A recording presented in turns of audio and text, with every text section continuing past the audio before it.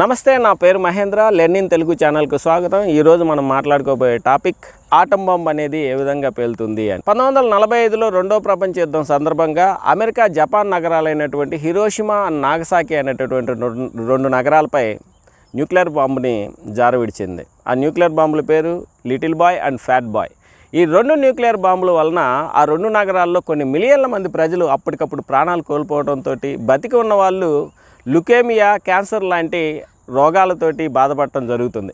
మరి ఇంత విధ్వంసానికి కారణమైనటువంటి ఈ న్యూక్లియర్ బాంబు ఏ విధంగా పేలుస్తారు, అది ఏ విధంగా పనిచేస్తుంది, అది ఏ మూలకంతో తయారు చేయబడుతుందో మనం తెలుసుకుందాం.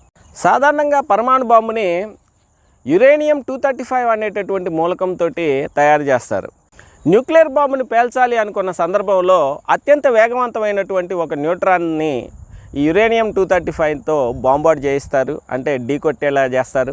ఇలా ఢీకొట్టగానే యురేనియం పరమాణువులో ఉన్నటువంటి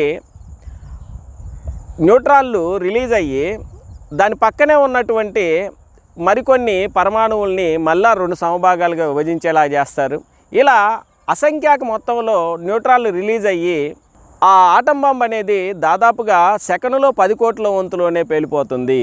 ఒక పర్టికులర్ రేడియస్లో ఉన్నటువంటి ముద్ద మాత్రమే, యురేనియం-235 ముద్ద మాత్రమే ఆటం బాంబుగా ఎక్స్ప్లోడ్ అవ్వగలదు. ఈ ముద్దని శాస్త్రవేత్తలు ఒక్కసారిగా తయారు చేయరు.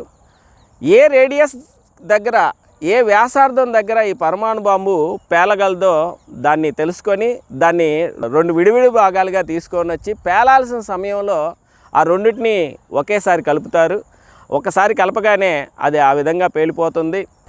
అయితే ఎంత రేడియస్ దగ్గర అది పేలుతుందో అది కేవలం సైన్యంలో పనిచేసేటటువంటి సైంటిస్టులకు మాత్రమే తెలుస్తుంది. పేలినటువంటి ఆటం బాంబు మానవ హననానికి, తీవ్రమైనటువంటి మానవ హననానికి దారితీస్తుంది. సో ఇది ఆటం బాంబు పనిచేసే విధానం. సో ఇంకా ఇలాంటి విషయాల గురించి తెలుసుకోవడానికి మా ఛానల్ని షేర్ చేయండి, సబ్స్క్రైబ్ చేయండి. ఇంకా ఏమైనా డౌట్లు ఉంటే కామెంట్ చేయండి. అంతవరకు సెలవు, నమస్కారం.